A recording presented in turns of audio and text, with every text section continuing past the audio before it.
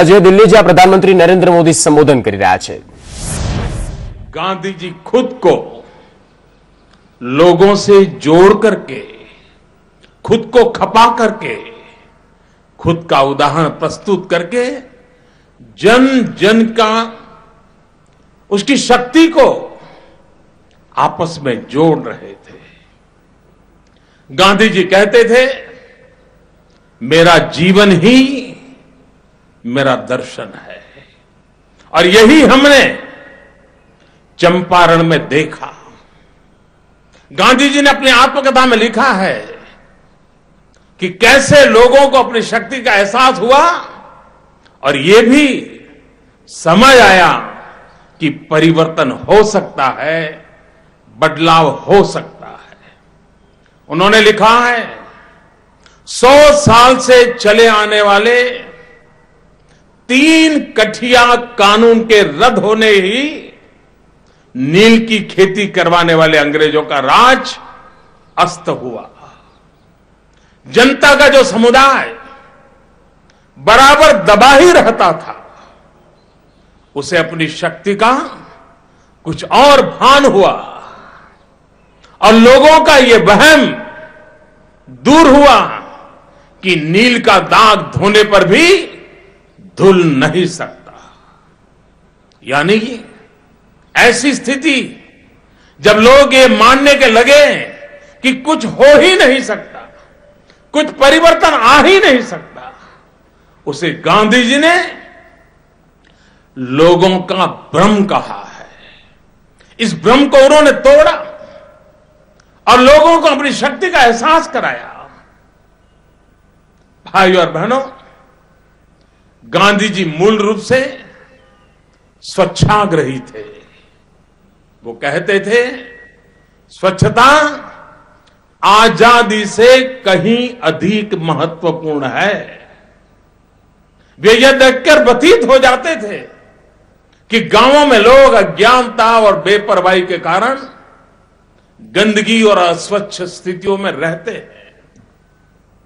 1917 में ही एक कार्यक्रम के दरमियान पूज्य बापू ने कहा था, जब तक हम अपने गांवों और शहरों की स्थितियों को नहीं बदलते, अपने आप को बुरी आदतों से मुक्त नहीं करते और बेहतर शौचालय नहीं बनाते, तब तक स्वराज का हमारे लिए कोई महत्व नहीं है।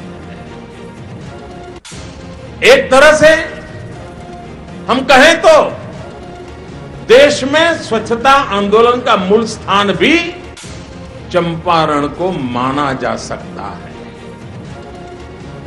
उन्होंने साफ सफाई और स्वच्छता को गांधीवादी जीवन शैली का एक अभिन्न हिस्सा बनाया। उनका सपना था सभी के लिए संपूर्ण स्वच्छता।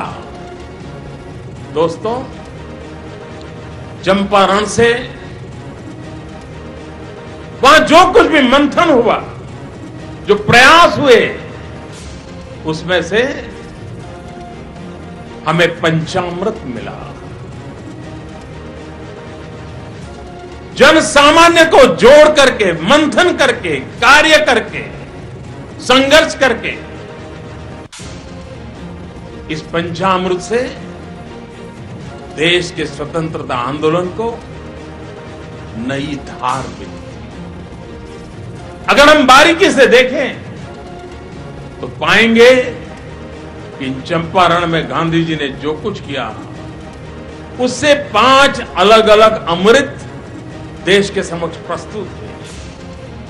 ये पंचामृत आज भी देश के लिए उतना ही महत्वपूर्ण है।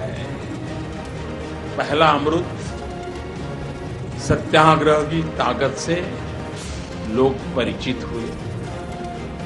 तीसरा अमृत जनशक्ति की ताकत से लोग परिचित हुए। तीसरा अमृत स्वच्छता और शिक्षा को लेकर भारतीय जनमानस में नई जागृति आई। चौथा अमृत महिलाओं की स्थिति सुधारने का प्रयास हुआ और 5वां अमृत अपने हाथों से कांपते हुए वस्त्र पहनने की सोच पैदा हुई। ये पंचामृत चंपारण आंदोलन का सार है। साथियों, जब मैं चंपारण की बात करता हूं तो मुझे बाल मोहन यानी बाल कृष्ण की याद आती है।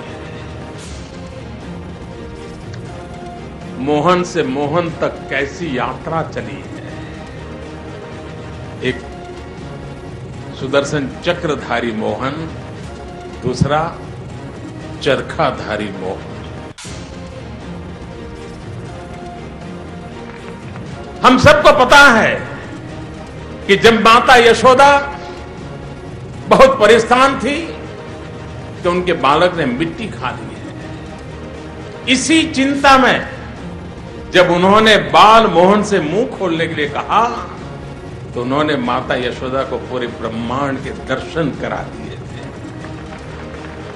ऐसा करके बाल मोहन ने अपनी माता को चिंता से मुक्ति दिलाई।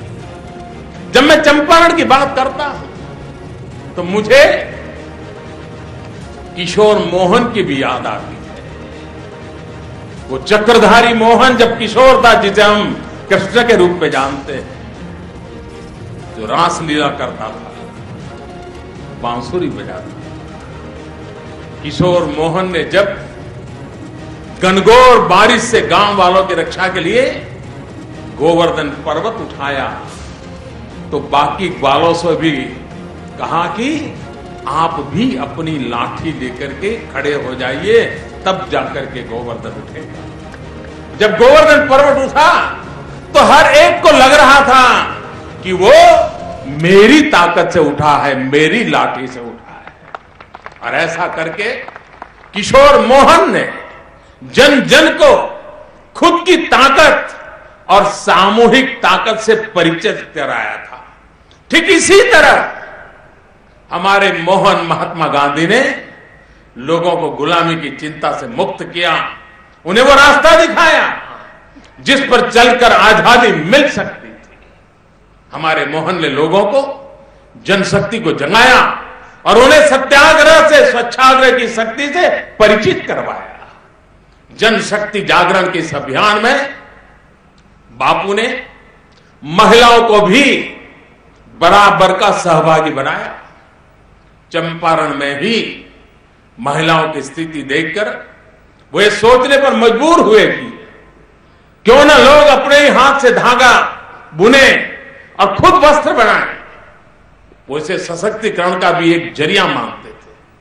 खादी के विकसित होने के पीछे महात्मा गांधी का चंपारण प्रवास भी बहुत बड़ी वजह रही है।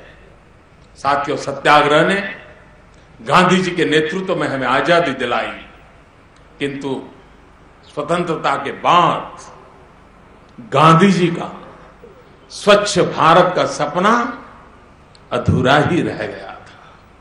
7 दशक बाद भी हम इस बुराई से मुक्त नहीं हो पाए।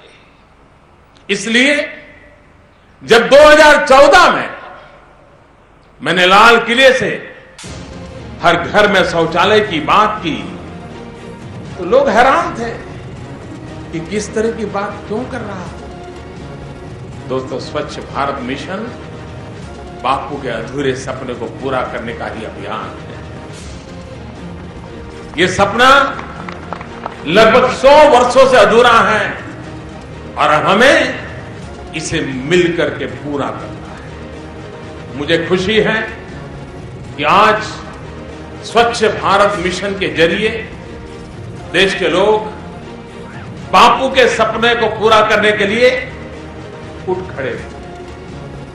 स्वच्छ भारत अभियान सच्चे अर्थों में एक जन आंदोलन बनता चला जा रहा है।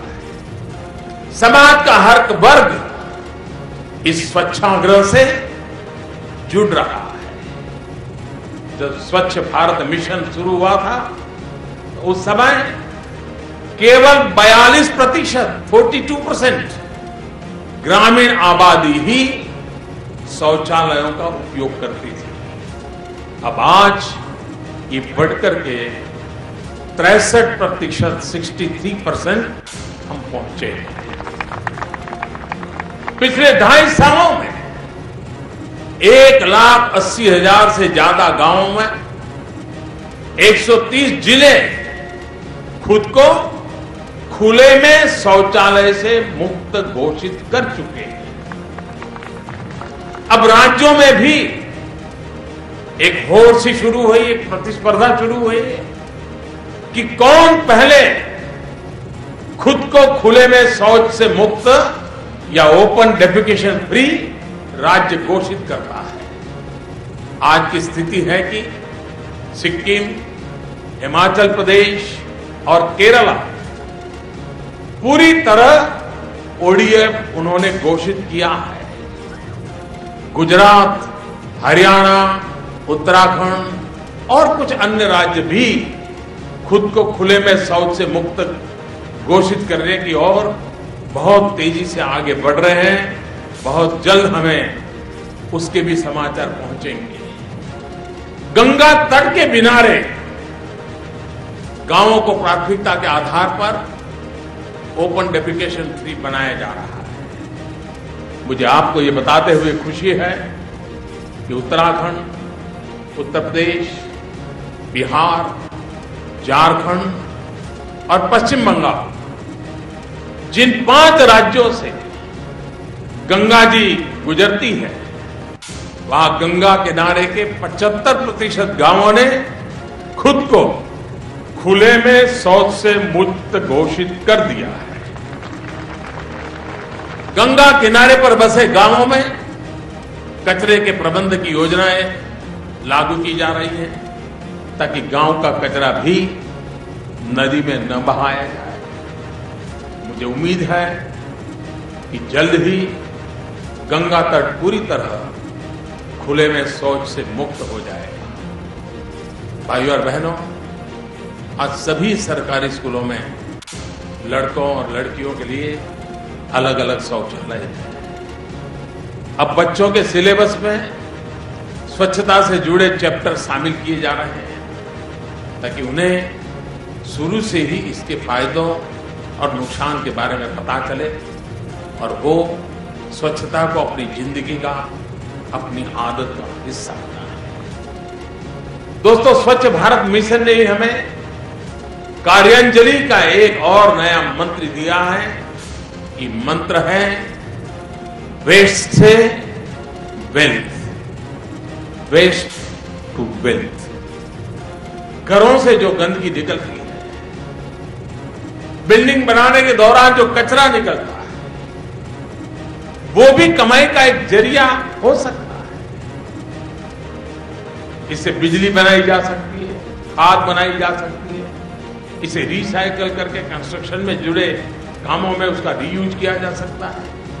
और इसलिए वेस्ट टू वेल्थ पर भी जोर दिया जा रहा है और सबने इस दिशा में प्रयास करना चाहिए। सरकार के अलग अलग विभाग भी स्वच्छता को बढ़ाने के लिए लोगों की सहूलियत को ध्यान में रखते हुए नए नए इनिशिएटिव ले रहे हैं। इसमें टेक्नोलॉजी का भी इस्तेमाल किया जा रहा है। आपने देखा होगा कि कैसे रेलवे में गंदगी से जुड़ा एक भी ट्वीट होने पर कितनी तेजी से उसको रिस्पॉन्ड किया जाता है। वरना आप लोग याद करिए, पहले कैसे रेल के डिब्बों में, प्लेटफॉर्म पर गंदगी को व्यवस्था का हिस्सा मान लिया गया। अभी हाल ही में पेट्रोलियम मंत्रालय ने स्वच्छता एट पेट्रोल पंप इनाम से एक मोबाइल ऐप लॉन्च किया है। अगर पेट्रोल पंप पर बने शौचालय में गंदगी है, वो साफ नहीं है, तो इसकी शिकायत तुरंत इस ऐप के माध्यम से की जा सकती है। देश के लगभग 55,000 पेट्रोल पंप पर यह सुविधा उपलब्ध होगी।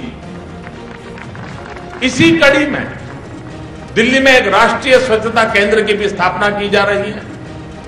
एक केंद्र स्वच्छता अभियान से जुड़ी सभी जानकारियां, आधुनिक तकनीकें लोगों तक पहुंचाने में मददगार साबित होगा।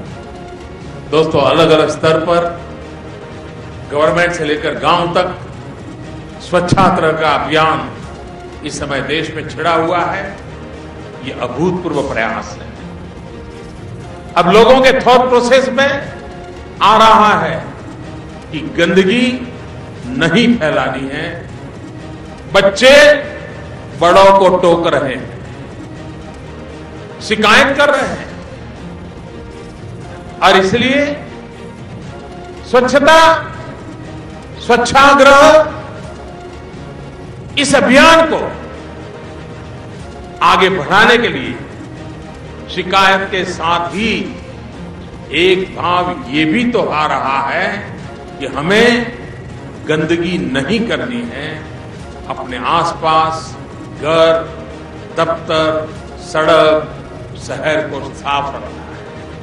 स्वच्छता के प्रति ये भाव ही स्वच्छाग्रह है। स्वच्छता के लिए किया गया कार्य ही बापू को कार्यांजलि है। दोस्तों, गांधी जी सिर्फ व्यवस्था परिवर्तन नहीं, मूल्य परिवर्तन भी चाहते थे। उन्होंने अपनी आत्मकथा में लिखा है, मैं चाहता हूं कि भारत इस बात को पहचान ले कि वह शरीर नहीं बल्कि अमर आत्मा है, जो हर एक शारीरिक कमजोरी के ऊपर उठ सकती है और सारी दुनिया के सम्मिलित शारीरिक बल को चुनौती दे सकती है। हमें देश की आत्मा को पहचानना है। बदलाव आ सकता है, इस सोच के साथ आगे बढ़ना होगा। जितनी ये सोच मजबूत होगी उतनी ही न्यू इंडिया की नींव मजबूत होगी।